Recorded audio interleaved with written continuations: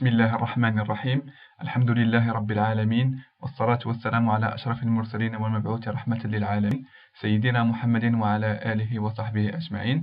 Je vous dis salam alaykum wa rahmatullah et je vous souhaite la bienvenue à cette nouvelle vidéo. Cette vidéo a pour but de répondre à 12 questions soulevées par Morgan Priest et également de vous montrer quelles sont les techniques et les méthodes utilisées par les pasteurs et prêtres chrétiens pour égarer les musulmans. Que ce soit des mensonges, des allégations, des sorties de contexte, des fabrications de récits, etc.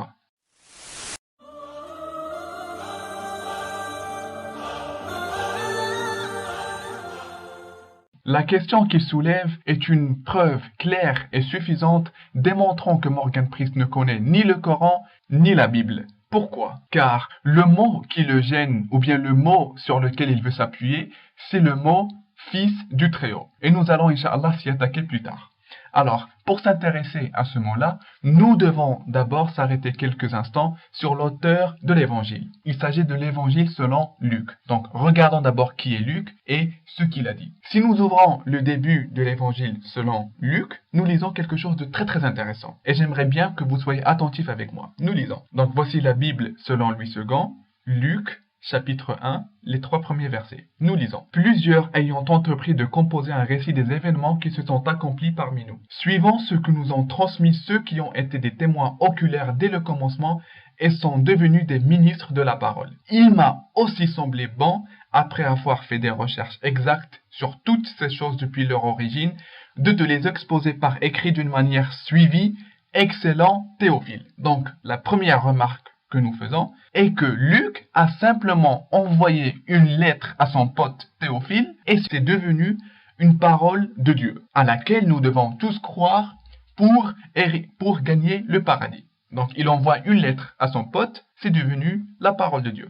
Le deuxième point est que Luc, il affirme clairement qu'il n'a pas été témoin oculaire et qu'il n'a jamais connu Jésus, ni marché avec lui, ni entendu de lui. Mais simplement des témoins, entre parenthèses oculaires, lui ont raconté des histoires. Qui sont ces témoins-là? Étaient-ils fiables? Étaient-ils vraiment oculaires? Ont-ils réellement connu Jésus, paix sur lui? Ont-ils réellement entendu de lui? Vous n'aurez jamais la réponse à ces questions. Mais pour ne pas alourdir la tâche à nos amis chrétiens, nous allons supposer que ces témoins étaient bien oculaires et ce qu'a raconté Luc est bien véridique. Le mot qu'a gêné notre cher ami Morgan Priest est l'appellation Fils du Très-Haut. Et malheureusement, pour lui, et j'espère qu'il fera des recherches par la suite, il doit savoir que ceci est une expression signifiant une personne pieuse et une personne respectant les commandements de Dieu. Avons-nous une preuve pour cela? Bien évidemment, la Bible, comme nous le disons très souvent, est le meilleur argument contre les chrétiens. Voici la Bible toujours selon Louis II. Ouvrons les psaumes, chapitre numéro 82 et le verset 6. Donc dans ce verset-là, Dieu parle des Juifs et parle aux Juifs. Regardez ce qu'il dit. J'avais dit, vous êtes des dieux, vous êtes tous des fils du Très-Haut. Donc, nous n'allons pas nous attarder sur l'appellation des dieux, mais celle qui nous intéresse, des fils du Très-Haut. À savoir que l'appellation des dieux est simplement, ça veut dire que vous aurez un pouvoir sur ceux à qui vous allez transmettre la parole. Ici, il nous dit quoi? Vous êtes tous des fils du Très-Haut. Exactement la même expression faite pour Jésus, paix sur lui, dans l'évangile selon Luc. Selon la logique de notre cher ami Morgan Priest, et s'il est objectif, et je doute qu'il le soit, il doit considérer tous les Juifs comme étant des fils de Dieu et il doit les adorer. Pourquoi? Parce que Jésus a été appelé fils du Très-Haut. Il a dit c'est bon, c'est le fils de Dieu, comme le concevaient les païens. Les Juifs, avec la même appellation, il va dire non, je ne suis pas d'accord, je ne vais pas l'accepter. Pour quelle raison? Parce qu'il n'est pas objectif. À savoir que cette appellation signifie simplement que ce sont des personnes justes, respectant les commandements de Dieu et vivant sous sa loi. Et ne veut en aucun cas dire un Dieu incarné ou bien un fils de Dieu dans le sens que les païens l'ont conçu.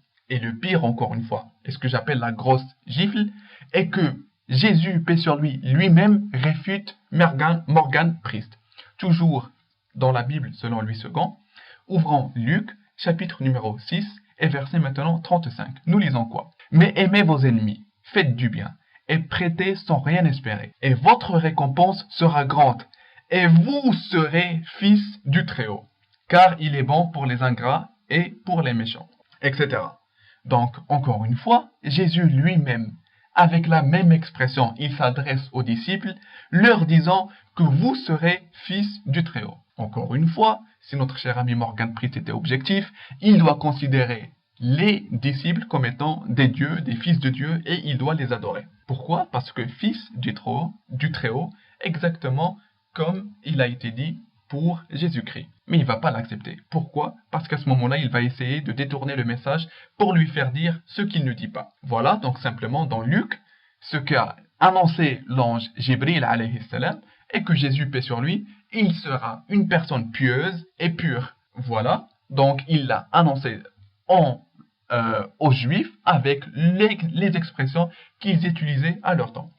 Dans Al-Qur'an al-Karim, si nous ouvrons par exemple la sourate 19, verset 19, il dit, donc lorsque l'ange Gabriel annonçait la nouvelle à Maryam alayhi salam, il dit, je suis en fait un messager de ton Seigneur pour te faire don d'un fils pur. Si on devait le dire en expression pour les Juifs, remplacer ici le mot fils du Très-Haut, et ça serait parfaitement. Et j'aimerais faire une petite remarque aux musulmans pour leur dire que je ne justifie pas le Coran par la Bible, en aucun cas. Alhamdulillah, nous avons une chaîne de transmission authentique arrivant jusqu'à notre prophète, démontrant que voici ce qu'a dit l'ange Jibril alayhi salam. Ce que n'ont pas les chrétiens. Ils ont des paroles anonymes, écrites par des personnes qu'on ne connaît pas, transmises par des témoins que personne ne connaît, etc. Et une dernière remarque concernant le passage de Luc, dans Luc 1, donc 32, on y lit quoi? Voici, tu deviendras enceinte, et tu enfanteras un fils, tu lui donneras le nom de Jésus. Il sera grand et sera appelé fils du Très-Haut. Donc nous avons répondu à cela. Et le Seigneur, Dieu, lui donnera le trône de David, son père. Encore une fois, quoi? Le Seigneur, Dieu, lui donnera. Donc Dieu est, donc le Seigneur est le Dieu de Jésus, paix sur lui. Comment un Dieu peut être son Dieu lui-même? C'est absurde et ce n'est pas acceptable. Et d'ailleurs, ce verset-là soulève un très grand problème pour les chrétiens parce que Jésus, paix sur lui, n'a en aucun cas hérité le trône de David, comme l'a annoncé Luc. Donc ceci concernait la première question. La deuxième, maintenant.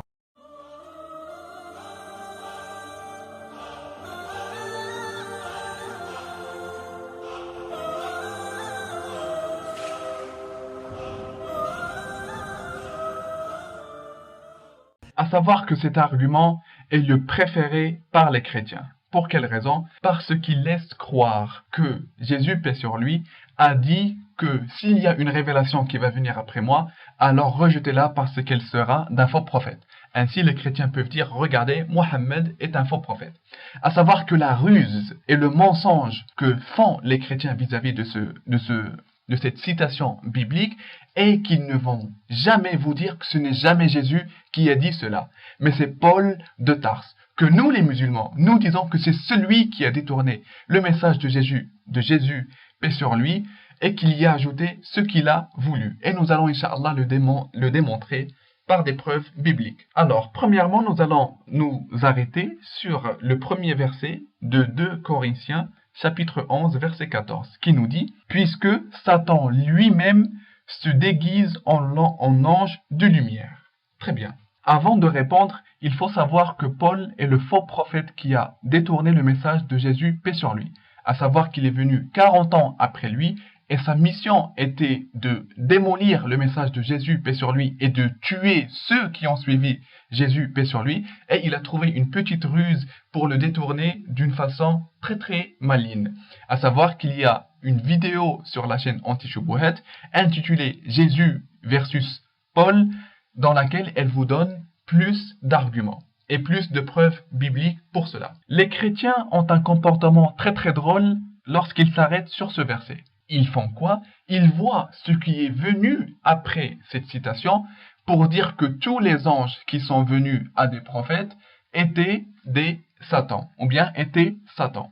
Comme ça, ils disent que le prophète Mohammed alayhi salatu wassalam a reçu Satan. Et ce qui est drôle, c'est qu'ils ne voient pas ce qui s'est passé juste avant. Nous allons, Inch'Allah, maintenant voir s'ils sont objectifs ou pas. Et le pire, c'est qu'il s'agit du même Paul. Du même Paul. Donc maintenant, ce que nous allons faire, voici toujours la Bible selon Louis II. Ouvrons les Actes des Apôtres, chapitre numéro 26 et verset 12. Maintenant, c'est Paul qui parle. C'est celui qui a écrit cette citation qui parle.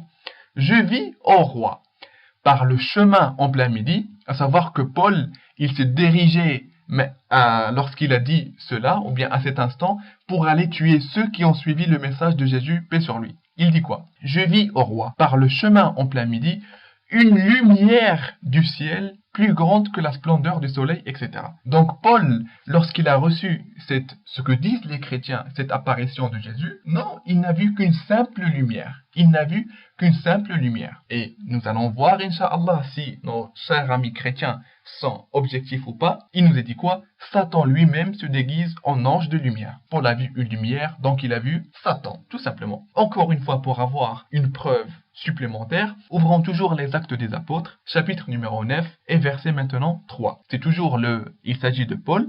Or, il arriva qu'en marchant, il approcha de Damas et tout à coup, une lumière resplendit du ciel comme un éclair tout autour de lui est tombé par terre, il a entendu une voix, etc.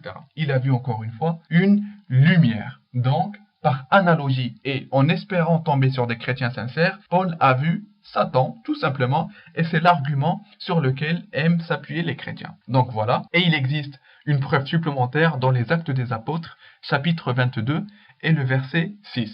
Donc nous remercions les chrétiens de démontrer par une méthode très très facile que Paul a vu Satan, c'est pourquoi il a détourné le message de Jésus, paix sur lui. Maintenant, nous allons, Inch'Allah, nous arrêter sur le deuxième verset, celui de Galates, chapitre numéro 1, verset 8, lorsqu'il y est dit « Quand un ange du ciel annoncerait à notre évangile que celui que nous avons prêché, qu'il soit anathème. » Et les chrétiens disent « Regardez, le Coran est venu après cette citation, donc le Coran doit être rejeté. » Comme, et nous le rappelons, les paroles de Paul ne sont en aucun cas une preuve contre les musulmans. Parce que bien au contraire, ceci ne fait qu'affirmer que c'est un faux prophète qui a dévié ou bien qui a détourné le message de Jésus, paix sur lui, pour lui faire dire ce qu'il nous dit, point.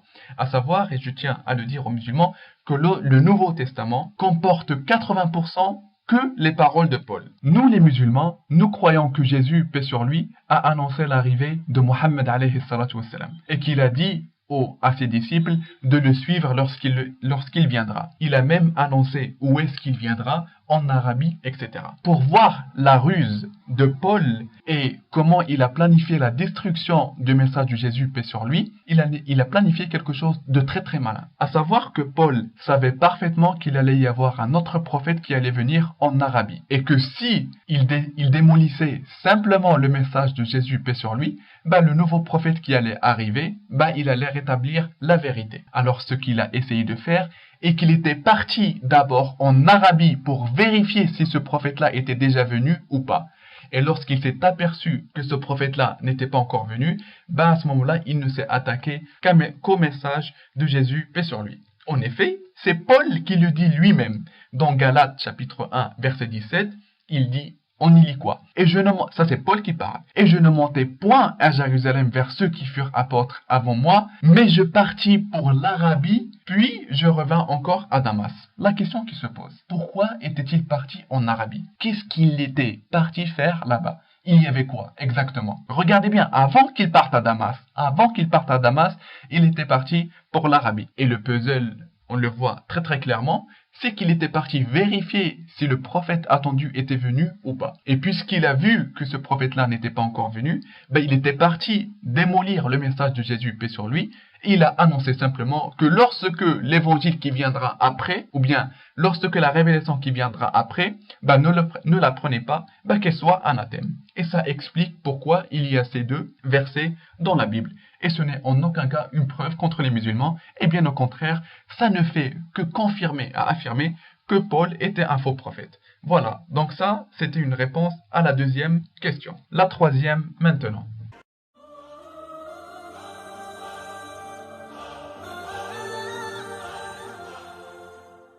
Masha'Allah pour la démarche vétérinaire de notre cher savant, à la fois en islam, en christianisme et même dans la médecine des animaux. Remarquez avec moi la tromperie dans sa démarche. Le hadith, il parle de quoi? des chiens et des images. D'accord? Et lui, il a fait quoi? Il a vu que la notion des images ne pouvait pas supporter ses délires, il a laissé de côté et il ne s'est attaqué qu'à la partie des chiens. Et, masha'Allah, avec une inspiration certainement du Saint-Esprit, il a simplement voulu démontrer que le prophète alayhi salatu wassalam a reçu Satan. Donc, il a dit l'analogie avec les chiens, etc., le sixième sens, bref, un délire que je préfère ne pas le commenter. Et vous ne trouverez nullement dans le hadith mention que l'ange Gabriel avait peur du chien. En aucun cas. Mais c'est la propre conclusion de Morgan Priest qu'il a ajouté dans le hadith. Mais nous allons, incha'Allah, quand même lui donner une réponse. À savoir qu'Allah subhanahu wa ta'ala, il a créé les anges et leur a donné des tâches différentes. À savoir, par exemple, qu'il y a les anges chargés de la révélation, il y en a d'autres qui sont chargés de la mort, il y en a d'autres chargés de la miséricorde, donc de descendre la miséricorde, encore d'autres d'écrire les œuvres des croyants, etc. Donc à chaque type d'ange, ou bien à chaque ange, une tâche bien spécifique. À savoir que certains types d'anges ne sont présents que dans les endroits où il y a la pureté spirituelle et physique. Tous les deux, la pureté spirituelle et physique. Alors que d'autres, ils sont présents en toutes circonstances. Et nous allons, incha'Allah, donner quelques exemples. Si nous ouvrons le Al-Qur'an al-Karim, la sourate numéro 16 et le verset 28, on y lit quoi? Ceux à qui les anges ôtent la vie alors qu'ils sont injustes, etc. Allah subhanahu wa ta'ala nous dit quoi? Que les anges chargés de prendre l'âme des êtres humains peuvent ôter la vie à n'importe quel endroit. Que vous soyez à la mosquée, à la Mecque, dans une église ou bien dans une boîte de nuit, ces anges-là viendront jusqu'à vous. Et même si vous êtes en compagnie d'un chien. Ces anges-là n'ont pas comme condition de présence une pureté spirituelle et physique des lieux. Ou bien également dans la sourate numéro 50, toujours le Coran al-Karim, le verset 17. On y lit quoi? Quand les deux recueillants assis à droite et à gauche recueillent, il ne prononce pas une parole sans avoir auprès de lui un observateur prêt à l'inscrire. Dans ces deux versets-là, Allah subhanahu wa ta'ala nous dit qu'il y a des anges qui notent absolument tout ce qu'on fait. Ces anges-là également, qui sont chargés d'inscrire ce que nous faisons, n'ont pas pour condition de présence la pureté physique et spirituelle. Que nous soyons dans une mosquée en train de faire du dhikr, de l'invocation, à la Mecque ou bien dans une boîte de nuit, je donne ça à titre d'exemple, ils seront toujours présents. Par contre, il y a un autre type d'ange qui, pour être présent, il doit y avoir comme condition satisfaite une pureté spirituelle et physique. Et nous allons, incha'Allah, donner quelques exemples. Le hadith suivant est rapporté par Al-Bukhari et Muslim, donc authentique. Nous y lisons quoi? Celui qui se lave le jour du vendredi en faisant la grande ablution, puis se rend à la mosquée à la première heure du jour, c'est comme s'il avait présenté en sacrifice une chamelle. Celui qui se rend à la deuxième heure, c'est comme s'il avait présenté une vache. Celui qui se rend à la troisième heure, c'est comme s'il avait présenté un bélier cornu. Celui qui se rend à la quatrième heure, c'est comme s'il avait présenté une poule. Celui qui se rend à la cinquième heure, c'est comme s'il avait présenté un œuf.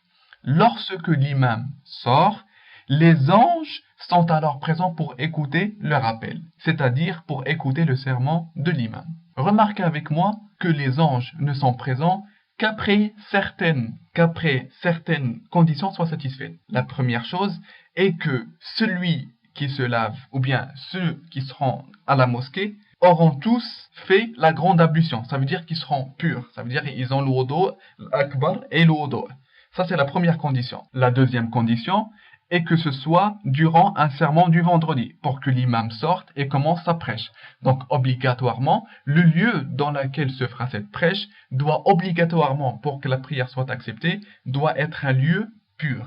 Donc, pour que ces anges soient présents, il faut à la fois la pureté spirituelle et la pureté physique, donc les lieux dans lesquels va se faire tout cela. Donc, ces anges-là ne peuvent être présents que lorsqu'il y a pureté spirituelle et physique. Un autre hadith qui est rapporté par Muslim, donc que voici également devant vous, donc qui est également authentique, on y lit quoi? Donc je donnerai juste une petite partie. Il n'est de gens qui se rassemblent dans une des maisons d'Allah pour réciter le livre d'Allah et l'étudient entre eux, sans que la sérénité ne descende sur eux, la miséricorde ne les enveloppe, les anges ne les entourent et qu'Allah nous les mentionne parmi ceux qui sont auprès de lui. Encore une fois, s'il y a un groupe de musulmans qui se réunissent dans l'une des maisons d'Allah subhanahu wa ta'ala, donc un lieu pur physiquement, et qui étudie le Coran, donc une atmosphère dans laquelle règne une pureté spirituelle, à ce moment-là, lorsqu'il y a ces deux conditions,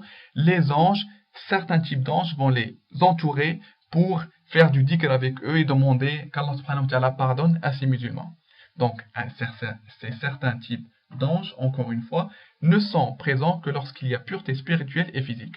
Nous allons, Inch'Allah, nous intéresser à un autre hadith, qui lui, dans Sunan ad-Darimi. Sunan ad-Darimi. Je vais donner également la traduction directement pour ne pas rallonger le temps de la vidéo. Donc le prophète, paix sur lui, donc je ne donne pas la chaîne de transmission, a dit « Les anges continuent de prier sur l'un de vous tant qu'il est toujours dans l'endroit où il a prié et qu'il n'a point fait quelque chose qui lui annule l'ablution et qu'il ne part pas en disant « Oh Allah pardonne-lui, oh Allah fais-lui miséricorde ». Donc encore une fois, regardez, les anges, il y a un certain type d'anges qui sont dans les mosquées qui, tant que le musulman n'a pas quitté son endroit et qui n'a pas fait quelque chose qui lui a annulé l'ablution, ces anges-là seront toujours à ses côtés invoquant Allah subhanahu wa ta'ala. Donc encore une fois, lorsqu'il y a une annulation de l'une des conditions, par exemple que le musulman fasse quelque chose qui lui annule l'ablution,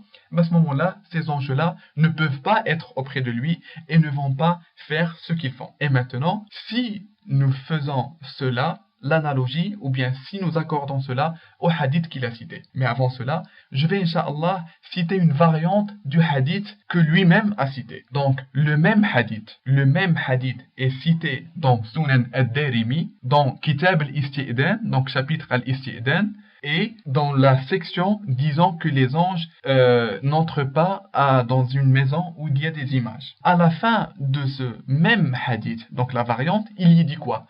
Le prophète, paix sur lui, a dit « Les anges n'entrent point dans une maison où il y a un chien, des images ou une impureté. » Regardez que l'ensemble est lié à l'impureté du lieu. L'impureté physique du lieu est liée par la présence des chiens. Lorsqu'il y a un chien, donc vous voyez que le chien, il est impur en soi, donc il fait quelque chose que normalement le rend impur, et également l'impureté spirituelle avec la présence des images. Donc ces anges-là, parmi lesquels il y a également les anges de la révélation, n'entrent que lorsque il n'y a pas une impureté physique et spirituelle. Et pour mieux vous démontrer le mensonge et la calomnie et la tromperie de Morgan Priest, regardons ce qu'il a cité. Il a cité une variante du hadith qui normalement répond parfaitement à la question, mais qu'il a tronqué et qu'il a supprimé toute une partie pour tromper les musulmans. Demandez-vous pourquoi il n'a cité que la fin du hadith. Pourquoi il n'a pas commencé depuis les débuts? Savez-vous pourquoi? Parce que s'il l'avait fait, il allait être démasqué. Tout le monde allait savoir, allait comprendre le hadith et n'allait pas l'interpréter comme lui voulait que vous l'interprétiez. Nous allons, Inch'Allah, maintenant ouvrir le livre Sahih Muslim, dans lequel il y a le hadith. Donc le voici devant moi, donc la page 1011, d'accord? Le hadith 2150. 2150. Lui, il a commencé par quoi? Il a dit, Maïmouna a dit. Donc voici la première partie qu'il a lue, et directement, il est passé à la fin, pour dire que, voilà, l'ange n'est pas venu, etc., mais il n'a pas lu ce qu'il y avait au milieu. Nous allons, Inch'Allah, le faire à sa place. Donc voici, Maïmouna, la femme du prophète paix sur lui, m'a informé qu'un jour le prophète paix sur lui s'est réveillé silencieux et Maïmouna lui a dit « Oh messager d'Allah, je ne sais pas ce qui t'arrive. » Il a dit « Gabriel m'avait promis de me rencontrer hier et ne m'a pas rencontré, etc. » Regardez maintenant, il est resté comme ça toute la journée et il a vu un chien sous une banquette chez nous. Et il a demandé qu'on le sorte et il a été sorti. Puis, il a pris de l'eau avec sa main et a lavé ou bien a mouillé sa place. Ça veut dire la place où il y avait le chien. Et le soir, l'ange Gabriel, etc. jusqu'à la fin du hadith. Remarquez avec moi que le prophète, alayhi salatu wassalam, ce que il a lavé l'endroit où il y avait le chien. Pourquoi? Pour supprimer cette impureté physique, pour que l'ange Gabriel puisse trouver les deux conditions pour venir, etc. Lui, il a fait quoi? Il a totalement sauté ou bien coupé cette partie-là pour vous égarer et pour vous faire croire ce que le hadith ne dit point. Donc voilà, donc alhamdulillah, via ce détail que rapporte en fait la totalité du hadith, et que normalement, le prophète alayhi salatu wassalam devait laver l'impureté physique qu'il y avait chez lui pour recevoir l'ange Jibril alayhi salam.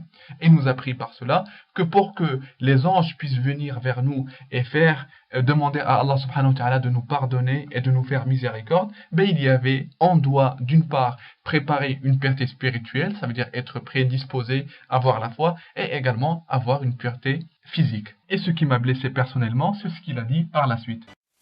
Et personnellement, je ne comprends pas en quoi la pureté spirituelle et physique soit une condition pour qu'une révélation soit apportée à un prophète soit ridicule. En quoi justement? Et lorsque nous lisons la Bible, nous nous rendons compte pourquoi notre cher savant Morgan Priest a trouvé ça ridicule. Regardons par exemple la Bible selon Louis II. Voici maintenant le premier livre de Samuel, chapitre numéro 19, et nous allons lire le verset 23 et 24, pour ne pas en faire très très long. À savoir qu'ici, Saul devait recevoir une révélation. Donc le même cas du prophète alayhi salatu wassalam. Remarquez que le prophète alayhi salatu wassalam, la condition était quoi pour qu'il reçoive la révélation? Qu'il y ait une pureté physique et spirituelle. Regardons dans le cadre biblique, quelles sont les conditions. Donc nous parlons maintenant de Saul. Il se dirigea vers Najot, près de Rama. L'Esprit de Dieu fut aussi sur lui. Et Saul continua son chemin en prophétisant jusqu'à son arrivée à Najot près de Rama. Regardez maintenant ce qu'il va faire pour recevoir la révélation. S'il vous plaît, concentrez-vous avec moi et gardez en tête qu'il a trouvé ça ridicule que le prophète alayhi salatu wassalam devait être en un lieu pur. Il ôta ses vêtements et il prophétisa aussi devant Samuel et il se jeta nu par terre tout ce jour-là et toute la nuit. C'est pourquoi l'on dit Saul est aussi parmi les prophètes. Donc, pour recevoir une révélation, le mec il a fait quoi? Il s'est mis tout nu toute la journée et il s'est mis par terre. Et ça c'est pas ridicule, non, ça c'est la parole de Dieu. Vous devez l'accepter pour avoir la vie éternelle. Donc juste pour vous rendre compte de la gravité de la situation, imaginez que vous entrez brusquement dans une église, vous voyez un prêtre ou bien un pasteur nu par terre, vous lui dites « Mes chers monsieur, vous faites quoi? Vous êtes malade ou quoi ?» Il vous dit « S'il vous plaît, ne parlez pas, j'attends une révélation. » Ça, c'est pas ridicule, non, ça c'est la parole de Dieu. Et pour que le prophète alayhi salatu wassalam soit dans un lieu pur pour recevoir la révélation, eh bien ça, non, notre cher savant de l'islam, de la Bible, de la médecine, de tout, trouve ça ridicule. Voilà, donc ça c'était une réponse aux 3 premières questions qu'il a posées. Nous allons, Inch'Allah, dans les parties suivantes, nous attaquer aux autres. Voilà, donc nous vous demandons, s'il vous plaît, à tous les musulmans qui regardent cette vidéo, de la partager, s'il vous plaît, avec vos amis, vos frères, avec tous vos chrétiens, etc. Pour, d'une part, réveiller les musulmans des tromperies des chrétiens et leur faire savoir comment ils détournent les versets et les hadiths pour leur faire dire ce qu'ils nous disent point et pour leur montrer et que, alhamdoulilah, nous avons les arguments pour nous défendre.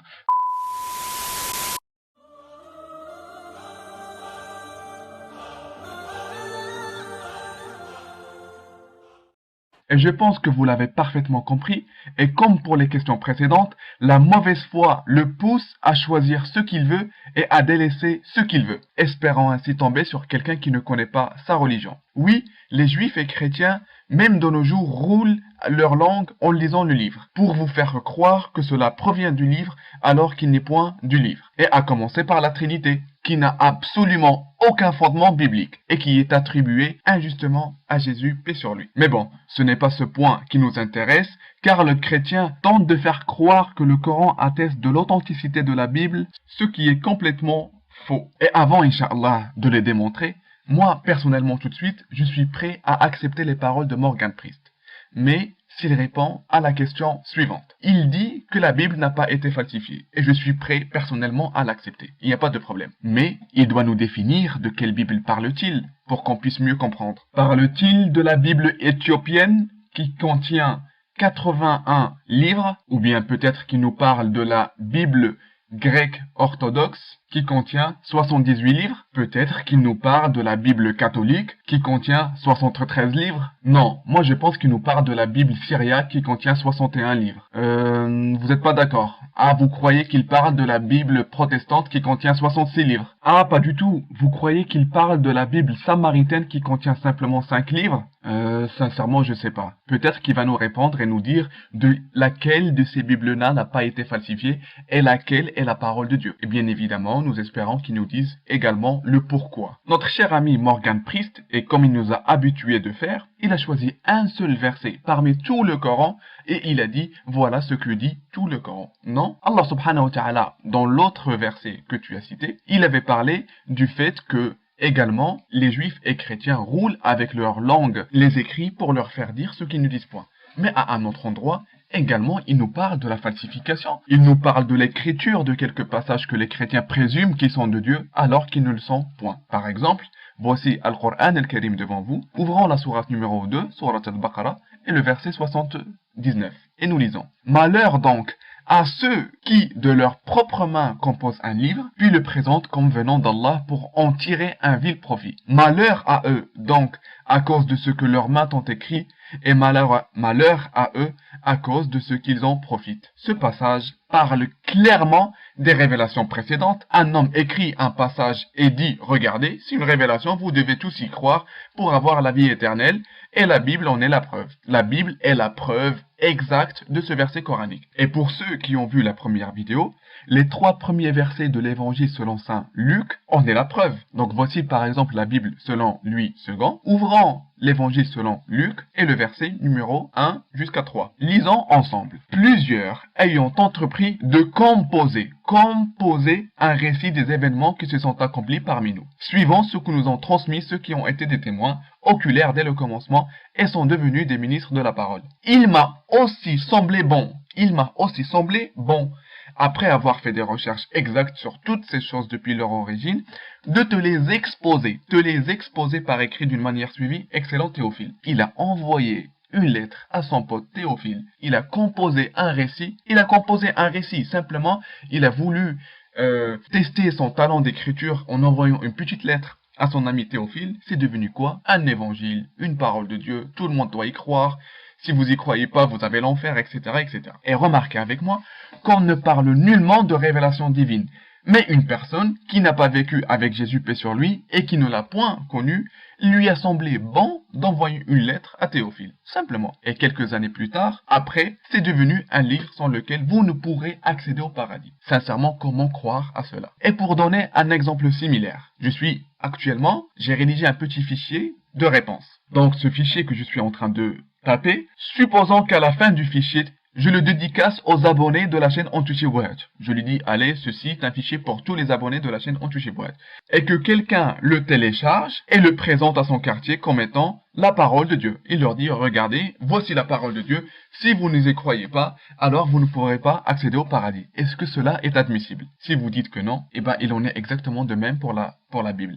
Il a envoyé une lettre à Théophile, et bien c'est devenu la parole de Dieu. Et pour confirmer encore cela, nous allons, Inch'Allah, toujours rester sur la Bible. Donc voici la Bible de Jérusalem. Ouvrons 2 Maccabées, chapitre numéro 15, versets 38 et 39. Et je vous demanderai également de rester concentré avec moi. Lisons ensemble.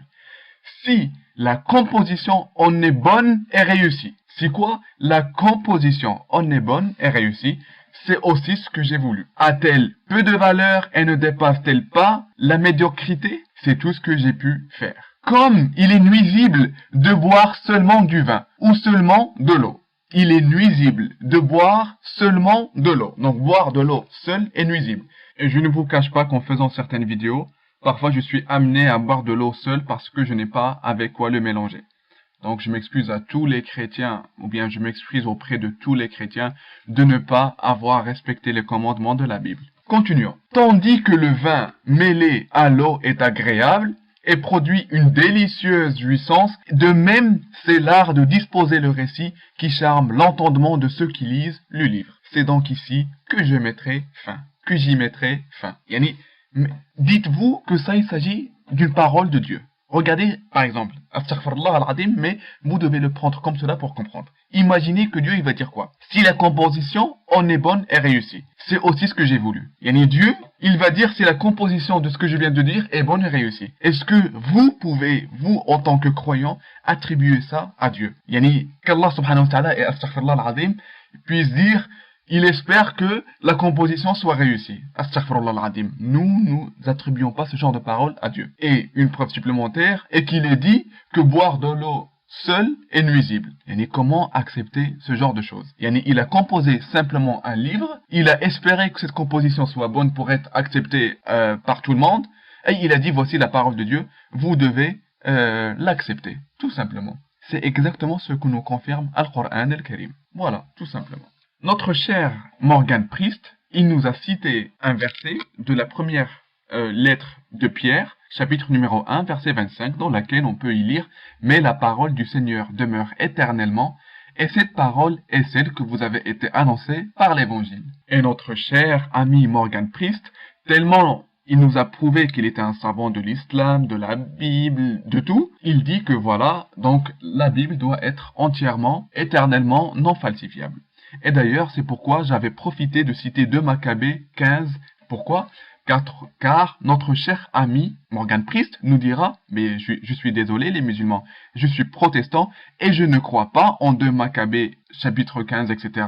Pour moi, ce livre est un livre apocryphe, ça veut dire que c'est un livre qui est faux, etc., qui a été attribué à la Bible. Et en disant cela, il prouve que la parole du Seigneur n'est point éternelle. Pour quelle raison?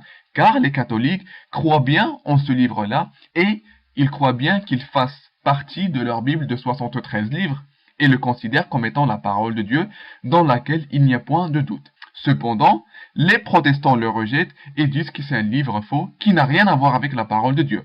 Et ils ont fait cela 15 siècles. 15 siècles après que les catholiques ont toujours travaillé avec Maccabée, etc., etc., etc.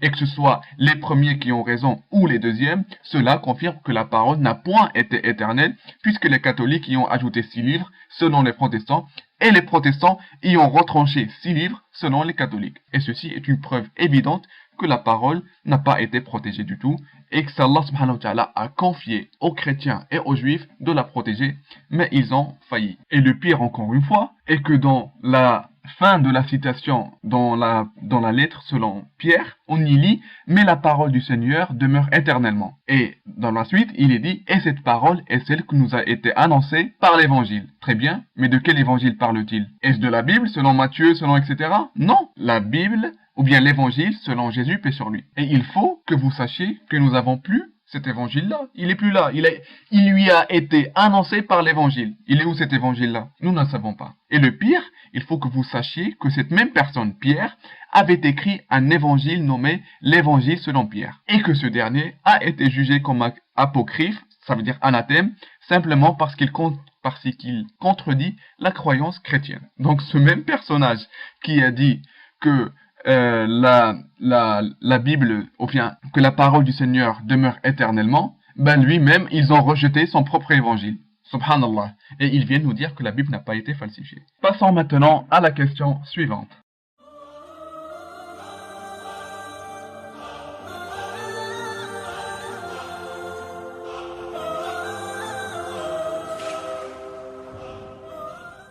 Remarquez, subhanallah, la tromperie dans sa démarche. Yani, j'aimerais que tous les musulmans puissent se rendre compte de ce qu'il fait exactement. Est-ce qu'Allah subhanahu wa ta'ala, il a dit de vérifier ou bien de demander si les chrétiens étaient animés par la même foi que nous? En aucun cas. Et le pire, c'est que l'incompréhension ou bien la mauvaise foi des chrétiens fait qu'ils le sortent de sa vraie signification pour lui faire dire ce qu'il nous dit, point. Tout d'abord, regardons maintenant Al-Qur'an al-Karim. Ouvrons la sourate numéro 16, verset 43, pour voir qu'il n'a pas cité le verset en sa totale globalité. Allah subhanahu wa ta'ala dans ce verset, il nous dit « Nous n'avons envoyé avant toi que des hommes auxquels nous avons fait des révélations. Demandez donc aux gens du rappel si vous ne savez pas. » Les chrétiens aiment beaucoup ce verset coranique et essayent de faire croire aux musulmans que nous devons à chaque fois revenir les voir si nous avons des questions et que cela confirme leurs écrits. Et personnellement, je ne peux que m'étonner de leurs conclusions sachant que le verset est clair et net et ne nécessite même pas un commentaire de notre part. Allah subhanahu wa ta'ala, dans ce verset coranique, informe les mécréants de Quraysh qui ont refusé de croire au prophète alayhi salatu wassalam et qui ont dit Allah est plus glorieux pour envoyer un messager homme. Pourquoi n'enverrait-il pas un ange? Alors Allah subhanahu wa ta'ala a dit à son prophète de dire à ces mécréants de Quraysh: demandez donc aux gens du rappel si vous ne savez pas que les révélations précédentes n'ont été faites que par des hommes. Donc ces paroles-là étaient adressées aux mécréants de Quraysh et Allah subhanahu wa ta'ala, il a demandé à son prophète de leur dire: demandez donc aux gens du rappel si vous ne savez pas qu'Allah subhanahu wa ta'ala, il a toujours envoyé des révélations faites par des prophètes hommes, tout simplement. Et en aucun cas, il veut dire ce que vient de dire Morgan Priest. Et comment voulez-vous que nous, musulmans, nous croyons que vous avez le Saint-Esprit, alors qu'à chaque fois que vous parlez, ce ne sont que des mensonges et des tromperies? Qu'Allah subhanahu wa ta'ala vous guide. Maintenant, la prochaine question.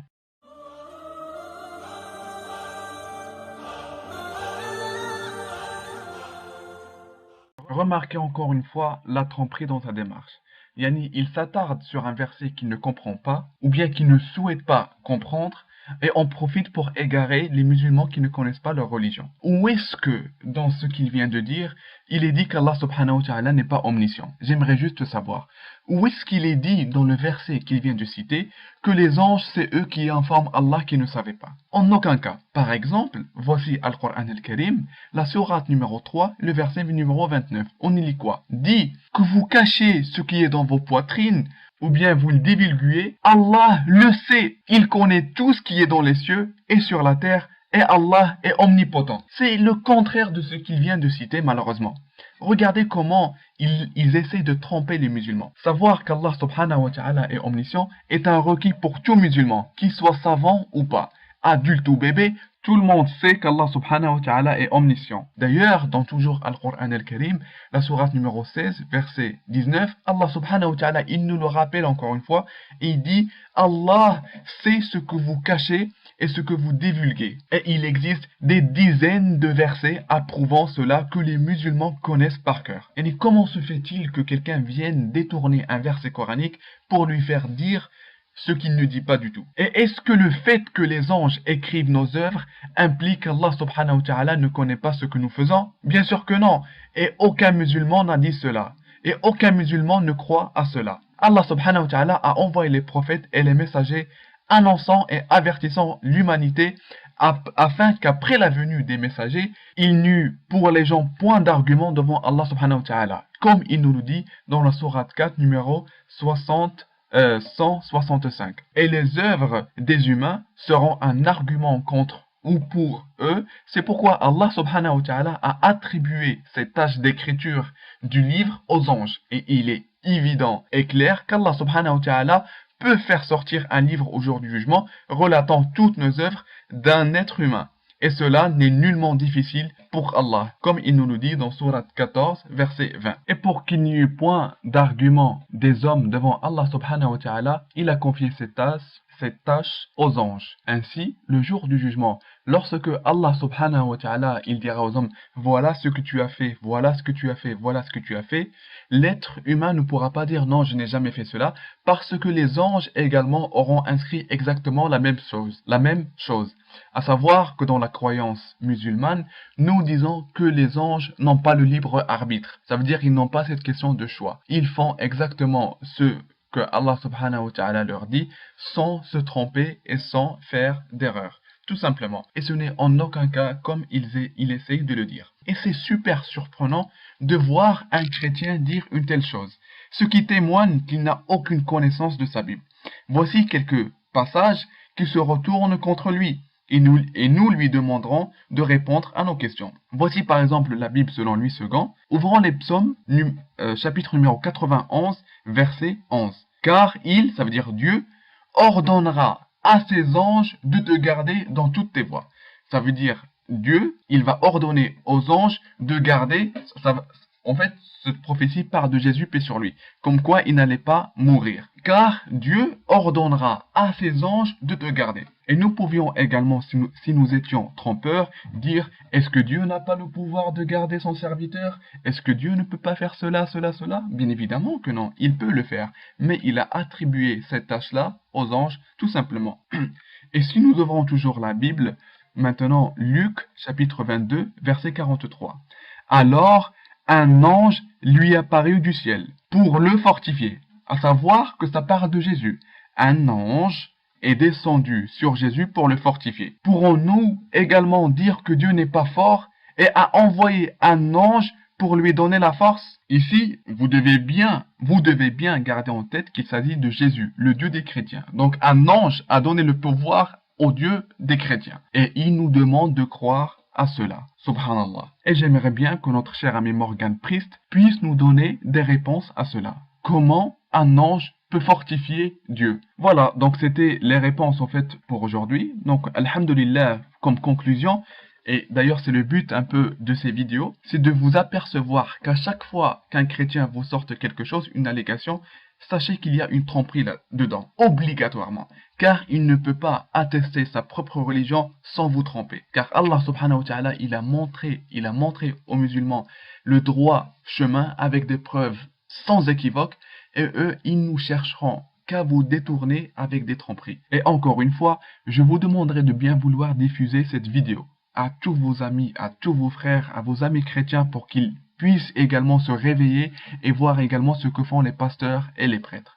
Et je vous dis, Inch'Allah, à très bientôt pour une prochaine vidéo. Et assalamu alaikum wa rahmatullahi wa barakatuh.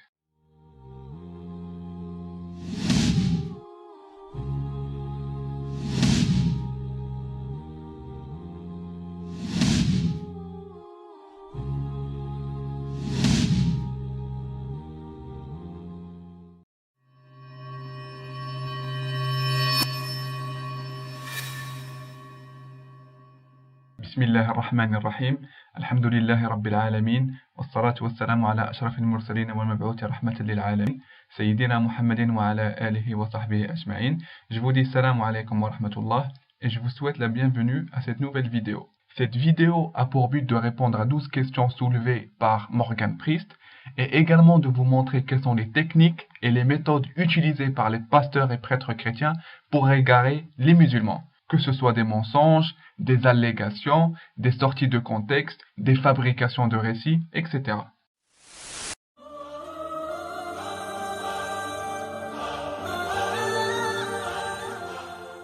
La question qu'il soulève est une preuve claire et suffisante démontrant que Morgan Priest ne connaît ni le Coran ni la Bible. Pourquoi? Car le mot qui le gêne, ou bien le mot sur lequel il veut s'appuyer, c'est le mot Fils du Très-Haut. Et nous allons, Inch'Allah, s'y attaquer plus tard.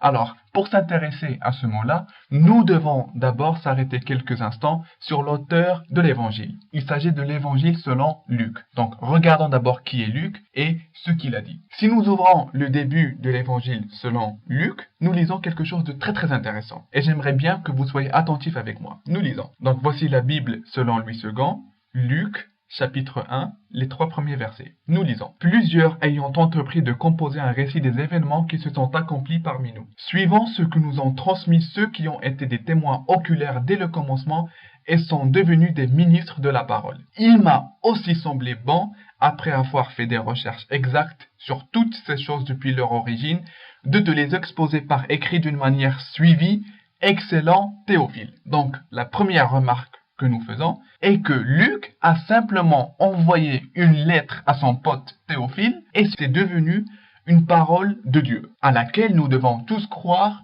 pour gagner le paradis. Donc il envoie une lettre à son pote, c'est devenu la parole de Dieu. Le deuxième point est que Luc, il affirme clairement qu'il n'a pas été témoin oculaire et qu'il n'a jamais connu Jésus, ni marché avec lui, ni entendu de lui. Mais simplement des témoins, entre parenthèses oculaires, lui ont raconté des histoires. Qui sont ces témoins-là? Étaient-ils fiables?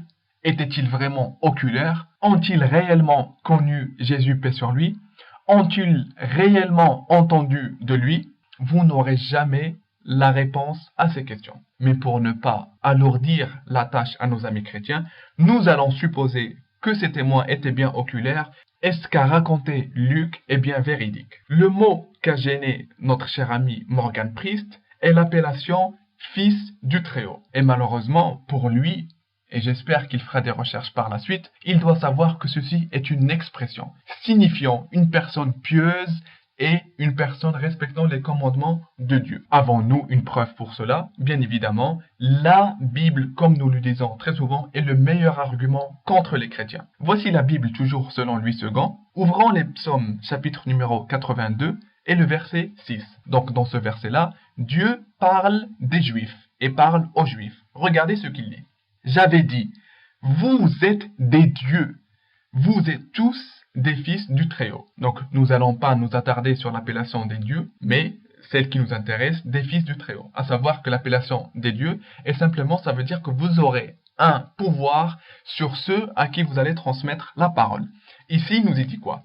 Vous êtes tous des fils du Très-Haut. Exactement la même expression faite pour Jésus, paix sur lui, dans l'évangile selon Luc. Selon la logique de notre cher ami Morgan Priest, et s'il est objectif, et je doute qu'il le soit, il doit considérer tous les Juifs comme étant des fils de Dieu et il doit les adorer. Pourquoi? Parce que Jésus a été appelé fils du Très-Haut. Il a dit c'est bon, c'est le fils de Dieu, comme le concevaient les païens. Les Juifs, avec la même appellation, il va dire non, je ne suis pas d'accord, je ne vais pas l'accepter. Pour quelle raison? Parce qu'il n'est pas objectif. À savoir que cette appellation signifie simplement que ce sont des personnes justes, respectant les commandements de Dieu et vivant sous sa loi. Et ne veut en aucun cas dire un Dieu incarné ou bien un fils de Dieu dans le sens que les païens l'ont conçu. Et le pire, encore une fois, et ce que j'appelle la grosse gifle, est que Jésus, paix sur lui, lui-même réfute Morgan Priest. Toujours dans la Bible selon Louis II, ouvrons Luc, chapitre numéro 6, et verset maintenant 35. Nous lisons quoi? Mais aimez vos ennemis, faites du bien, et prêtez sans rien espérer, et votre récompense sera grande, et vous serez fils du Très-Haut, car il est bon pour les ingrats et pour les méchants, etc.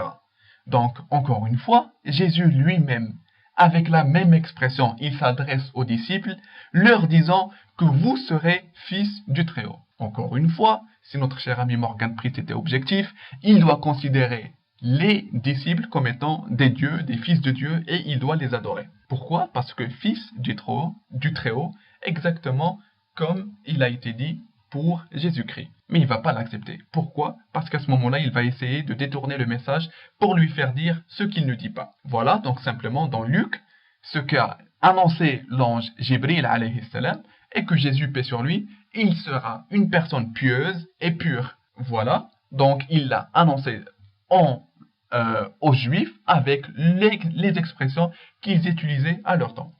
Dans Al-Qur'an al-Karim, si nous ouvrons par exemple la sourate 19, verset 19, il dit, donc lorsque l'ange Gabriel annonçait la nouvelle à Maryam alayhi salam, il dit, je suis en fait un messager de ton Seigneur pour te faire don d'un fils pur. Si on devait le dire en expression pour les Juifs, remplacer ici le mot fils du Très-Haut, et ça serait parfaitement. Et j'aimerais faire une petite remarque aux musulmans pour leur dire que je ne justifie pas le Coran par la Bible. En aucun cas. Alhamdulillah, nous avons une chaîne de transmission authentique arrivant jusqu'à notre prophète, démontrant que voici ce qu'a dit l'ange Jibril alayhi salam. Ce que n'ont pas les chrétiens. Ils ont des paroles anonymes, écrites par des personnes qu'on ne connaît pas, transmises par des témoins que personne ne connaît, etc. Et une dernière remarque concernant le passage de Luc, dans Luc 1, donc 32, on y lit quoi? Voici, tu deviendras enceinte, et tu enfanteras un fils, tu lui donneras le nom de Jésus. Il sera grand et sera appelé fils du Très-Haut. Donc nous avons répondu à cela. Et le Seigneur, Dieu, lui donnera le trône de David, son père. Encore une fois, quoi? Le Seigneur, Dieu, lui donnera. Donc Dieu est, donc le Seigneur est le Dieu de Jésus, paix sur lui. Comment un Dieu peut être son Dieu lui-même? C'est absurde et ce n'est pas acceptable. Et d'ailleurs, ce verset-là soulève un très grand problème pour les chrétiens parce que Jésus, paix sur lui, n'a en aucun cas hérité le trône de David, comme l'a annoncé Luc. Donc ceci concernait la première question. La deuxième, maintenant.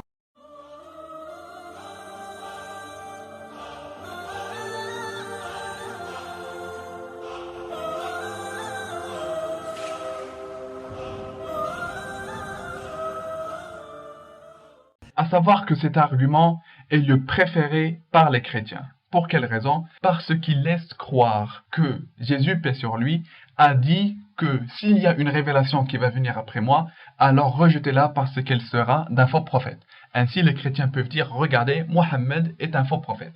À savoir que la ruse et le mensonge que font les chrétiens vis-à-vis de cette citation biblique est qu'ils ne vont jamais vous dire que ce n'est jamais Jésus qui a dit cela, mais c'est Paul de Tarse. Que nous, les musulmans, nous disons que c'est celui qui a détourné le message de Jésus, paix sur lui, et qu'il y a ajouté ce qu'il a voulu. Et nous allons, Inch'Allah, le démontrer par des preuves bibliques. Alors, premièrement, nous allons nous arrêter sur le premier verset de 2 Corinthiens, chapitre 11, verset 14, qui nous dit « Puisque Satan lui-même se déguise en ange de lumière. » Très bien. Avant de répondre, il faut savoir que Paul est le faux prophète qui a détourné le message de Jésus, paix sur lui.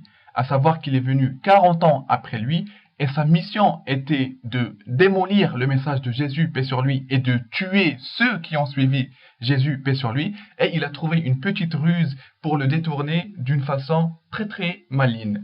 À savoir qu'il y a une vidéo sur la chaîne Anti-Shubuhat intitulée Jésus versus Paul, dans laquelle elle vous donne plus d'arguments et plus de preuves bibliques pour cela. Les chrétiens ont un comportement très très drôle lorsqu'ils s'arrêtent sur ce verset. Ils font quoi? Ils voient ce qui est venu après cette citation pour dire que tous les anges qui sont venus à des prophètes étaient des Satans, ou bien étaient Satan. Comme ça, ils disent que le prophète Mohammed a reçu Satan. Et ce qui est drôle, c'est qu'ils ne voient pas ce qui s'est passé juste avant. Nous allons, Inch'Allah, maintenant voir s'ils sont objectifs ou pas. Et le pire, c'est qu'il s'agit du même Paul. Du même Paul. Donc maintenant, ce que nous allons faire, voici toujours la Bible selon Louis II. Ouvrons les Actes des Apôtres, chapitre numéro 26 et verset 12. Maintenant, c'est Paul qui parle. C'est celui qui a écrit cette citation qui parle. « Je vis au roi, par le chemin en plein midi », à savoir que Paul, il s'est dirigé lorsqu'il a dit cela, ou bien à cet instant, pour aller tuer ceux qui ont suivi le message de Jésus, paix sur lui. Il dit quoi? « Je vis au roi, par le chemin en plein midi, une lumière du ciel plus grande que la splendeur du soleil, etc. » Donc Paul, lorsqu'il a reçu ce que disent les chrétiens, cette apparition de Jésus, non, il n'a vu qu'une simple lumière. Il n'a vu qu'une simple lumière. Et nous allons voir, Inch'Allah, si nos chers amis chrétiens sont objectifs ou pas. Il nous a dit quoi? Satan lui-même se déguise en ange de lumière. Paul a vu une lumière, donc il a vu Satan, tout simplement. Encore une fois, pour avoir une preuve supplémentaire, ouvrons toujours les Actes des Apôtres, chapitre numéro 9 et verset maintenant 3. C'est toujours il s'agit de Paul. Or, il arriva qu'en marchant, il approcha de Damas et tout à coup, une lumière resplendit du ciel comme un éclair tout autour de lui est tombé par terre, il a entendu une voix, etc. Il a vu encore une fois une lumière. Donc, par analogie et en espérant tomber sur des chrétiens sincères, Paul a vu Satan, tout simplement, et c'est l'argument sur lequel aiment s'appuyer les chrétiens. Donc voilà, et il existe une preuve supplémentaire dans les Actes des Apôtres, chapitre 22, et le verset 6. Donc nous remercions les chrétiens de démontrer par une méthode très très facile que Paul a vu Satan, c'est pourquoi il a détourné le message de Jésus, paix sur lui. Maintenant, nous allons, Inch'Allah, nous arrêter sur le deuxième verset, celui de Galates, chapitre numéro 1, verset 8, lorsqu'il y est dit « Quand un ange du ciel annoncerait à notre évangile que celui que nous avons prêché, qu'il soit anathème. » Et les chrétiens disent « Regardez, le Coran est venu après cette citation, donc le Coran doit être rejeté. » Comme, et nous le rappelons, les paroles de Paul ne sont en aucun cas une preuve contre les musulmans. Parce que bien au contraire, ceci ne fait qu'affirmer que c'est un faux prophète qui a dévié ou bien qui a détourné le message de Jésus, paix sur lui, pour lui faire dire ce qu'il ne dit point. À savoir, et je tiens à le dire aux musulmans, que le Nouveau Testament comporte 80% que les paroles de Paul. Nous les musulmans, nous croyons que Jésus, paix sur lui, a annoncé l'arrivée de Mohammed et qu'il a dit à ses disciples de le suivre lorsqu'il viendra. Il a même annoncé où est-ce qu'il viendra en Arabie, etc. Pour voir la ruse de Paul et comment il a planifié la destruction du message de Jésus, paix sur lui, il a planifié quelque chose de très très malin. À savoir que Paul savait parfaitement qu'il allait y avoir un autre prophète qui allait venir en Arabie. Et que si il démolissait simplement le message de Jésus, paix sur lui, le nouveau prophète qui allait arriver, il allait rétablir la vérité. Alors ce qu'il a essayé de faire est qu'il était parti d'abord en Arabie pour vérifier si ce prophète-là était déjà venu ou pas. Et lorsqu'il s'est aperçu que ce prophète-là n'était pas encore venu, à ce moment-là, il ne s'est attaqué qu'au message de Jésus, paix sur lui. En effet, c'est Paul qui le dit lui-même. Dans Galates chapitre 1, verset 17, il dit: on y lit quoi? Ça c'est Paul qui parle. Et je ne montai point à Jérusalem vers ceux qui furent apôtres avant moi, mais je partis pour l'Arabie, puis je revins encore à Damas. La question qui se pose: pourquoi était-il parti en Arabie? Qu'est-ce qu'il était parti faire là-bas? Il y avait quoi exactement? Regardez bien, avant qu'il parte à Damas, il était parti pour l'Arabie. Et le puzzle, on le voit très très clairement, c'est qu'il était parti vérifier si le prophète attendu était venu ou pas. Et puisqu'il a vu que ce prophète-là n'était pas encore venu, il était parti démolir le message de Jésus, paix sur lui. Il a annoncé simplement que lorsque l'évangile qui viendra après, ou bien lorsque la révélation qui viendra après, ne la prenez pas, qu'elle soit anathème. Et ça explique pourquoi il y a ces deux versets dans la Bible. Et ce n'est en aucun cas une preuve contre les musulmans, et bien au contraire, ça ne fait que affirmer que Paul était un faux prophète. Voilà, donc ça, c'était une réponse à la deuxième question. La troisième maintenant.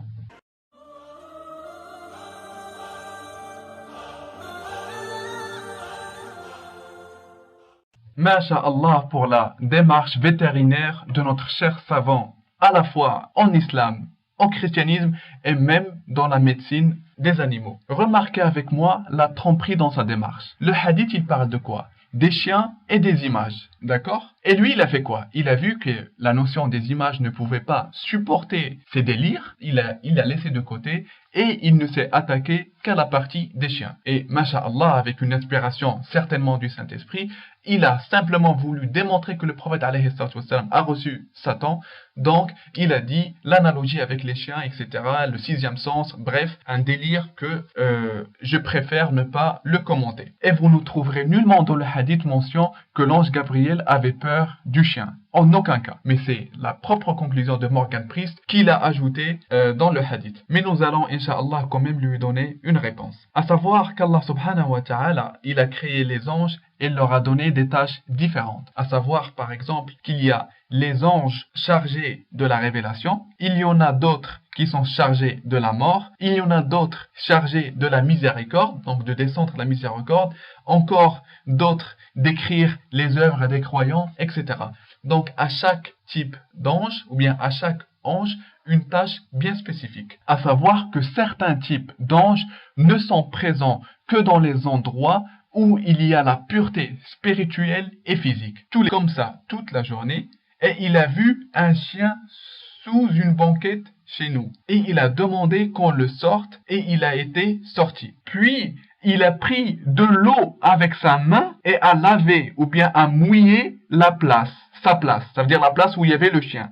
Et le soir, l'ange Gabriel, etc., jusqu'à la fin du hadith. Remarquez avec moi que le prophète, alayhi salatu wassalam, ce que a fait, il a lavé l'endroit où il y avait le chien. Pourquoi? Pour supprimer cette impureté physique, pour que l'ange Gabriel puisse trouver les deux conditions pour venir, etc.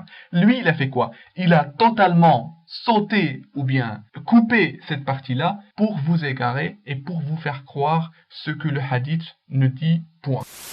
Donc voilà, donc alhamdulillah, via ce détail que rapporte en fait la totalité du hadith, et que normalement, le prophète alayhi salatu wassalam devait laver l'impureté physique qu'il y avait chez lui pour recevoir l'ange Jibril alayhi salam. Et il nous a appris par cela que pour que les anges puissent venir vers nous et demander à Allah subhanahu wa ta'ala de nous pardonner et de nous faire miséricorde, on doit d'une part préparer une pureté spirituelle, ça veut dire être prédisposé, avoir la foi, et également avoir une pureté physique. Et ce qui m'a blessé personnellement, c'est ce qu'il a dit par la suite.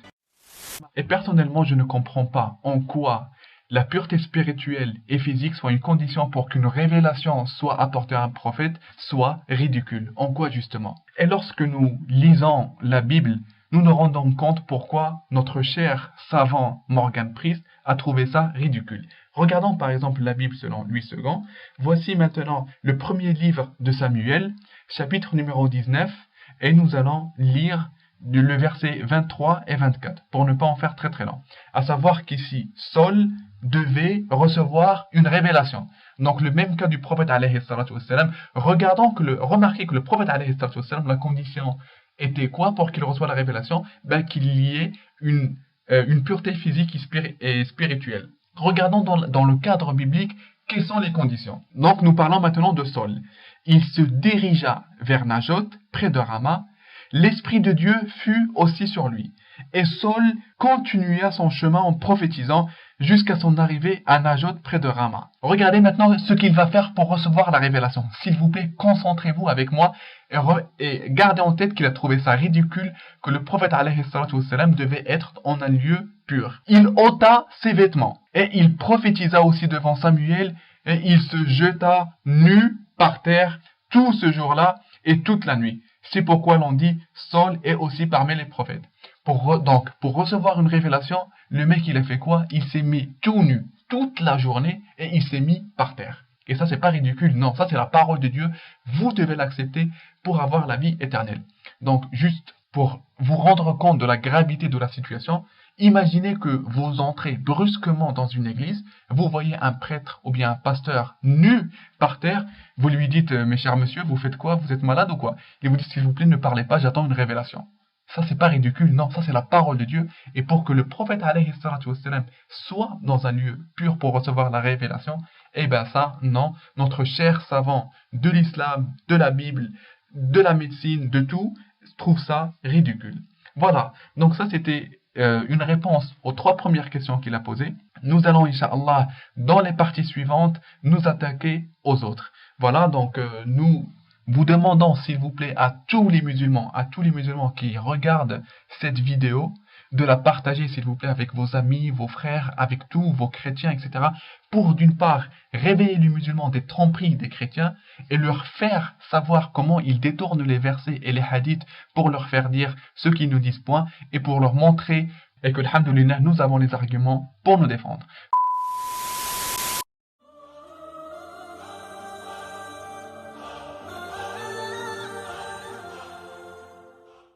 Et je pense que vous l'avez parfaitement compris, et comme pour les questions précédentes, la mauvaise foi le pousse à choisir ce qu'il veut et à délaisser ce qu'il veut, espérant ainsi tomber sur quelqu'un qui ne connaît pas sa religion. Oui, les juifs et chrétiens, même de nos jours, roulent leur langue en lisant le livre, pour vous faire croire que cela provient du livre alors qu'il n'est point du livre. Et à commencer par la Trinité, qui n'a absolument aucun fondement biblique et qui est attribué injustement à Jésus, paix sur lui. Mais bon, ce n'est pas ce point qui nous intéresse, car le chrétien tente de faire croire que le Coran atteste de l'authenticité de la Bible, ce qui est complètement faux. Et avant, Inch'Allah, de les démontrer, moi, personnellement, tout de suite, je suis prêt à accepter les paroles de Morgan Priest.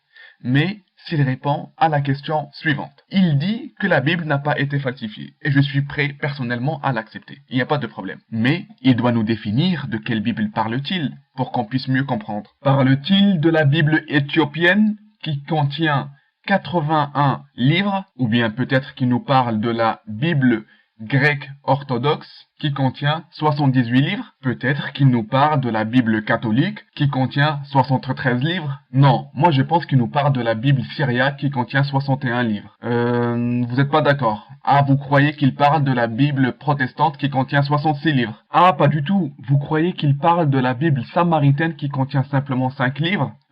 Sincèrement, je sais pas. Peut-être qu'il va nous répondre et nous dire de laquelle de ces Bibles-là n'a pas été falsifiée et laquelle est la parole de Dieu. Et bien évidemment, nous espérons qu'il nous dise également le pourquoi. Notre cher ami Morgan Priest, et comme il nous a habitués de faire, il a choisi un seul verset parmi tout le Coran et il a dit voilà ce que dit tout le Coran. Non, Allah subhanahu wa ta'ala, dans l'autre verset que tu as cité, il avait parlé du fait que également, les juifs et chrétiens roulent avec leur langue les écrits pour leur faire dire ce qu'ils ne disent point. Mais à un autre endroit, Également, il nous parle de la falsification. Il nous parle de l'écriture de quelques passages que les chrétiens présument qu'ils sont de Dieu alors qu'ils ne le sont point. Par exemple, voici Al-Qur'an al-Karim devant vous. Ouvrons la sourate numéro 2, sourate al-Baqarah, et le verset 79. Et nous lisons. Malheur donc à ceux qui, de leurs propres mains, composent un livre, puis le présentent comme venant d'Allah pour en tirer un vil profit. Malheur à eux, donc, à cause de ce que leurs mains ont écrit, et malheur à eux, à cause de ce qu'ils en profitent. Ce passage parle clairement des révélations précédentes. Un homme écrit un passage et dit, regardez, c'est une révélation, vous devez tous y croire pour avoir la vie éternelle, et la Bible en est la preuve. La Bible est la preuve exacte de ce verset coranique. Et pour ceux qui ont vu la première vidéo, les 3 premiers versets de l'évangile selon saint Luc en est la preuve. Donc voici par exemple la Bible selon Louis II. Ouvrons l'évangile selon Luc et le verset numéro 1 jusqu'à 3. Lisons ensemble. Plusieurs ayant entrepris de composer un récit des événements qui se sont accomplis parmi nous, suivant ce que nous ont transmis ceux qui ont été des témoins oculaires dès le commencement et sont devenus des ministres de la parole. Il m'a aussi semblé bon, après avoir fait des recherches exactes sur toutes ces choses depuis leur origine, de te les exposer par écrit d'une manière suivie, excellent Théophile. Il a envoyé une lettre à son pote Théophile. Il a composé un récit, simplement, il a voulu tester son talent d'écriture en envoyant une petite lettre à son ami Théophile. C'est devenu quoi? Un évangile, une parole de Dieu, tout le monde doit y croire. Si vous y croyez pas, vous avez l'envie de la pureté spirituelle et physique. Alors que d'autres, ils sont présents en toutes circonstances. Et nous allons, Inch'Allah, donner quelques exemples. Si nous ouvrons le Al-Qur'an al-Karim, la sourate numéro 16 et le verset 28, on y lit quoi? Ceux à qui les anges ôtent la vie alors qu'ils sont injustes, etc. Allah subhanahu wa ta'ala nous dit quoi? Que les anges chargés de prendre l'âme des êtres humains peuvent ôter la vie à n'importe quel endroit. Que vous soyez à la mosquée, à la Mecque, dans une église ou bien dans une boîte de nuit, ces anges-là viendront jusqu'à vous. Et même si vous êtes en compagnie d'un chien. Ces anges-là n'ont pas comme condition de présence une pureté spirituelle et physique des lieux. Ou bien également dans la sourate numéro 50, toujours le Coran al-Karim, le verset 17. On y lit quoi? Quand les deux recueillants assis à droite et à gauche recueillent, il ne prononce pas une parole sans avoir auprès de lui un observateur prêt à l'inscrire. Dans ces deux versets-là, Allah subhanahu wa ta'ala nous dit qu'il y a des anges qui notent absolument tout ce qu'on fait. Ces anges-là également, qui sont chargés d'inscrire ce que nous faisons, n'ont pas pour condition de présence la pureté physique et spirituelle. Que nous soyons dans une mosquée en train de faire du dhikr, d'être de l'invocation, à la Mecque ou bien dans une boîte de nuit, je donne ça à titre d'exemple, ils seront toujours présents. Par contre, il y a un autre type d'ange qui, pour être présent, il doit y avoir comme condition satisfaite une pureté spirituelle et physique. Et nous allons, Inch'Allah, donner quelques exemples. Le hadith suivant est rapporté par Al-Bukhari et Muslim, donc authentique. Nous y lisons quoi? Celui qui se lave le jour du vendredi en faisant la grande ablution, puis se rend à la mosquée à la première heure du jour, c'est comme s'il avait présenté en sacrifice une chamelle. Celui qui se rend à la deuxième heure, c'est comme s'il avait présenté une vache. Celui qui se rend à la troisième heure, c'est comme s'il avait présenté un bélier cornu. Celui qui se rend à la quatrième heure, c'est comme s'il avait présenté une poule. Celui qui se rend à la cinquième heure, c'est comme s'il avait présenté un œuf. Lorsque l'imam sort, les anges sont alors présents pour écouter le rappel, c'est-à-dire pour écouter le sermon de l'imam. Remarquez avec moi que les anges ne sont présents qu'après certaines conditions soient satisfaites. La première chose est que celui qui se lave, ou bien ceux qui seront à la mosquée, auront tous fait la grande ablution. Ça veut dire qu'ils seront purs. Ça veut dire qu'ils ont le wudu akbar et le wudu. Ça, c'est la première condition. La deuxième condition est que ce soit durant un sermon du vendredi, pour que l'imam sorte et commence sa prêche. Donc, obligatoirement, le lieu dans lequel se fera cette prêche doit obligatoirement, pour que la prière soit acceptée, doit être un lieu pur. Donc, pour que ces anges soient présents, il faut à la fois la pureté spirituelle et la pureté physique, donc les lieux dans lesquels va se faire tout cela. Donc, ces anges-là ne peuvent être présents que lorsqu'il y a pureté spirituelle et physique. Un autre hadith qui est rapporté par Muslim, donc que voici également devant vous, donc qui est également authentique, on y lit quoi? Donc je donnerai juste une petite partie. Il n'est de gens qui se rassemblent dans une des maisons d'Allah pour réciter le livre d'Allah et l'étudient entre eux, sans que la sérénité ne descende sur eux, la miséricorde ne les enveloppe, les anges ne les entourent et qu'Allah nous les mentionne parmi ceux qui sont auprès de lui. Encore une fois, s'il y a un groupe de musulmans qui se réunissent dans l'une des maisons d'Allah subhanahu wa ta'ala, donc un lieu pur physiquement, et qui étudie le Coran, donc une atmosphère dans laquelle règne une pureté spirituelle, à ce moment-là, lorsqu'il y a ces deux conditions, les anges, certains types d'anges vont les entourer pour faire du dhikr avec eux et demander qu'Allah subhanahu wa ta'ala pardonne à ces musulmans. Donc, ces certains types d'anges, encore une fois, ne sont présents que lorsqu'il y a pureté spirituelle et physique. Nous allons, incha'Allah, nous intéresser à un autre hadith, qui lui, dans Sunan ad-Darimi. Sunan ad-Darimi. Je vais donner également la traduction directement pour ne pas rallonger le temps de la vidéo. Donc le prophète, paix sur lui, donc je ne donne pas la chaîne de transmission, a dit « Les anges continuent de prier sur l'un de vous tant qu'il est toujours dans l'endroit où il a prié et qu'il n'a point fait quelque chose qui lui annule l'ablution.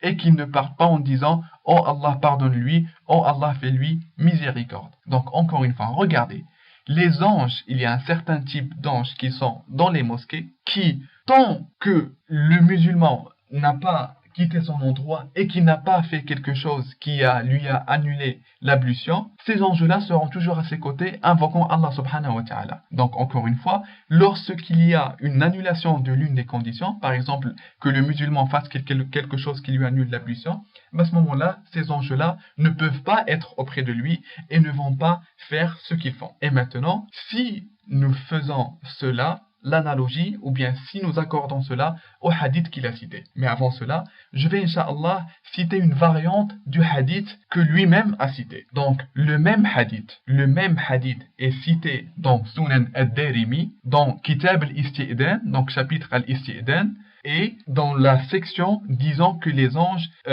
n'entrent pas dans une maison où il y a des images. À la fin de ce même hadith, donc la variante, il y dit quoi? Le prophète, paix sur lui, a dit « Les anges n'entrent point dans une maison où il y a un chien, des images ou une impureté. » Regardez que l'ensemble est lié à l'impureté du lieu. L'impureté physique du lieu est liée par la présence des chiens. Lorsqu'il y a un chien, donc vous voyez que le chien, il est impur en soi, donc il fait quelque chose que normalement le rend impur, et également l'impureté spirituelle avec la présence des images. Donc ces anges-là, parmi lesquels il y a également les anges de la révélation, n'entrent que lorsqu'il n'y a pas une impureté physique et spirituelle. Et pour mieux vous démontrer le mensonge et la calomnie et la tromperie de Morgan Priest, regardons ce qu'il a cité. Il a cité une variante du hadith qui normalement répond parfaitement à la question, mais qu'il a tronqué et qu'il a supprimé toute une partie pour tromper les musulmans. Demandez-vous pourquoi il n'a cité que la fin du hadith. Pourquoi il n'a pas commencé depuis les débuts? Savez-vous pourquoi? Parce que s'il l'avait fait, il allait être démasqué. Tout le monde allait savoir, allait comprendre le hadith et n'allait pas l'interpréter comme lui voulait que vous l'interprétiez. Nous allons, incha'Allah, maintenant ouvrir le livre Sahih Muslim, dans lequel il y a le hadith. Donc le voici devant moi, donc la page 1011, d'accord? Le hadith 2150. 2150. Lui, il a commencé par quoi? Il a dit, Maïmouna a dit. Donc voici la première partie qu'il a lue, et directement, il est passé à la fin, pour dire que, voilà, l'ange n'est pas venu, etc., mais il n'a pas lu ce qu'il y avait au milieu. Nous allons, incha'Allah, le faire à sa place. Donc voici, Maïmouna, la femme du prophète paix sur lui, m'a informé qu'un jour le prophète paix sur lui s'est réveillé silencieux et Maïmouna lui a dit « Oh messager d'Allah, je ne sais pas ce qui t'arrive. » Il a dit « Gabriel m'avait promis de me rencontrer hier et ne m'a pas rencontré, etc. » Regardez maintenant, il est resté faire, etc., etc. Et remarquez avec moi qu'on ne parle nullement de révélation divine. Mais une personne qui n'a pas vécu avec Jésus, paix sur lui, et qui ne l'a point connu, lui a semblé bon d'envoyer une lettre à Théophile, simplement. Et quelques années plus tard, après, c'est devenu un livre sans lequel vous ne pourrez accéder au paradis. Sincèrement, comment croire à cela? Et pour donner un exemple similaire, j'ai rédigé un petit fichier de réponse. Donc ce fichier que je suis en train de taper, supposons qu'à la fin du fichier, je le dédicace aux abonnés de la chaîne Antouché Word. Je lui dis, allez, ceci est un fichier pour tous les abonnés de la chaîne Antouché Word. Et que quelqu'un le télécharge et le présente à son quartier comme étant la parole de Dieu. Il leur dit, regardez, voici la parole de Dieu. Si vous ne y croyez pas, alors vous ne pourrez pas accéder au paradis. Est-ce que cela est admissible? Si vous dites que non, eh ben, il en est exactement de même pour la Bible. Il a envoyé une lettre à Théophile, et bien c'est devenu la parole de Dieu. Et pour confirmer encore cela, nous allons, Inch'Allah, toujours rester sur la Bible. Donc voici la Bible de Jérusalem. Ouvrons 2 Maccabées, chapitre numéro 15, versets 38 et 39. Et je vous demanderai également de rester concentré avec moi. Lisons ensemble. Si la composition en est bonne et réussie. Si quoi? La composition en est bonne et réussie. C'est aussi ce que j'ai voulu. A-t-elle peu de valeur et ne dépasse-t-elle pas la médiocrité? C'est tout ce que j'ai pu faire. Comme il est nuisible de boire seulement du vin ou seulement de l'eau. Il est nuisible de boire seulement de l'eau. Donc boire de l'eau seul est nuisible. Et je ne vous cache pas qu'en faisant certaines vidéos, parfois je suis amené à boire de l'eau seul parce que je n'ai pas avec quoi le mélanger. Donc je m'excuse à tous les chrétiens, ou bien je m'excuse auprès de tous les chrétiens de ne pas avoir respecté les commandements de la Bible. Continuons. Tandis que le vin mêlé à l'eau est agréable, et produit une délicieuse jouissance. De même, c'est l'art de disposer le récit qui charme l'entendement de ceux qui lisent le livre. C'est donc ici que j'y mettrai fin. Yani, dites-vous que ça, il s'agit d'une parole de Dieu. Regardez, par exemple, Astaghfirullah al-Azim, mais vous devez le prendre comme cela pour comprendre. Imaginez que Dieu, il va dire quoi? Si la composition en est bonne et réussie. C'est aussi ce que j'ai voulu. Yani Dieu, il va dire si la composition de ce que je viens de dire est bonne et réussie. Est-ce que vous pouvez, vous, en tant que croyant, attribuer ça à Dieu? Yani, qu'Allah subhanahu wa ta'ala et Astaghfirullah al-Azim puissent dire, il espère que la composition soit réussie. Astaghfirullah al-Azim. Nous attribuons pas ce genre de paroles à Dieu. Et une preuve supplémentaire est qu'il est dit que boire de l'eau seul est nuisible. Yani, comment accepter ce genre de choses? Yani, il a composé simplement un livre, il a espéré que cette composition soit bonne pour être acceptée par tout le monde, et il a dit voici la parole de Dieu, vous devez l'accepter, tout simplement. C'est exactement ce que nous confirme Al-Qur'an al-Karim. Voilà, tout simplement.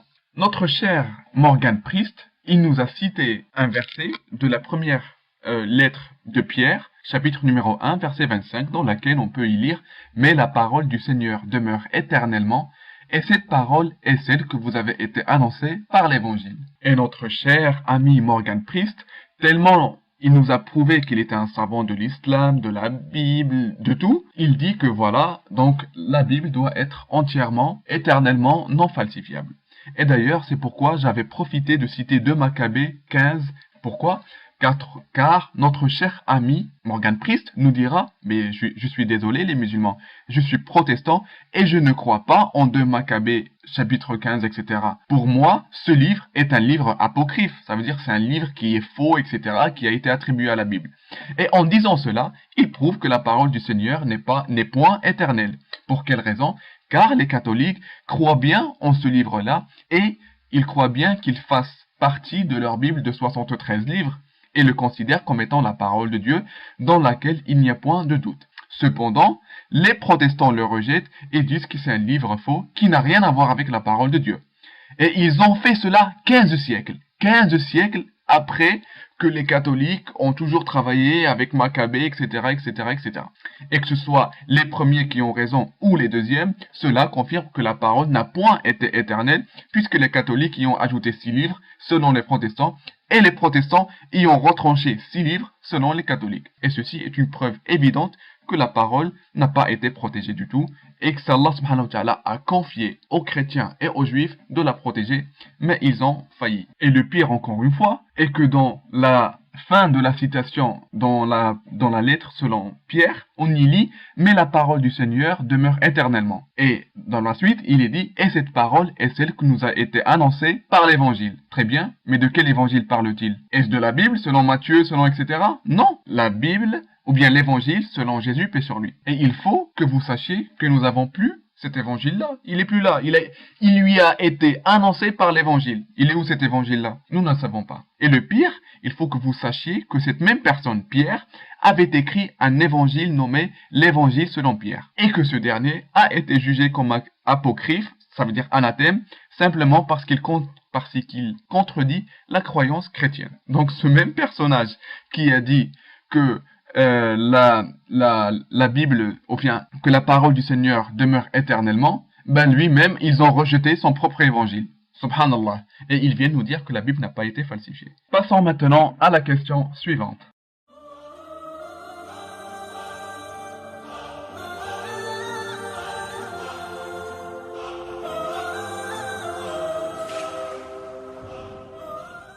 Remarquez, subhanallah, la tromperie dans sa démarche.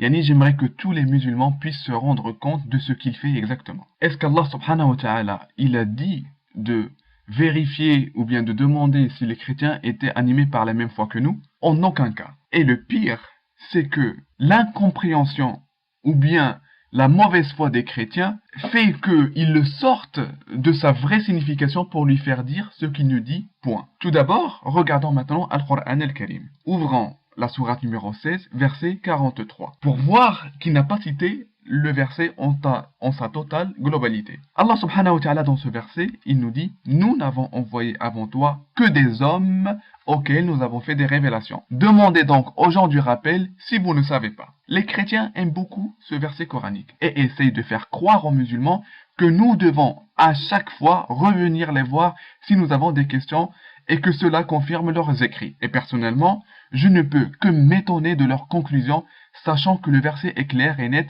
et ne nécessite même pas un commentaire de notre part. Allah subhanahu wa ta'ala dans ce verset coranique informe les mécréants de Quraysh qui ont refusé de croire au prophète alayhi salatu wassalam et qui ont dit Allah est plus glorieux pour envoyer un messager homme. Pourquoi n'enverrait-il pas un ange? Alors Allah subhanahu wa ta'ala a dit à son prophète de dire à ces mécréants de Quraysh, demandez donc aux gens du rappel si vous ne savez pas que les révélations précédentes n'ont été faites que par des hommes. Donc ces paroles-là étaient adressées aux mécréants de Quraysh et Allah subhanahu wa ta'ala il a demandé à son prophète de leur dire demandez donc aux gens du rappel si vous ne savez pas qu'Allah subhanahu wa ta'ala il a toujours envoyé des révélations faites par des prophètes hommes, tout simplement. Et en aucun cas il veut dire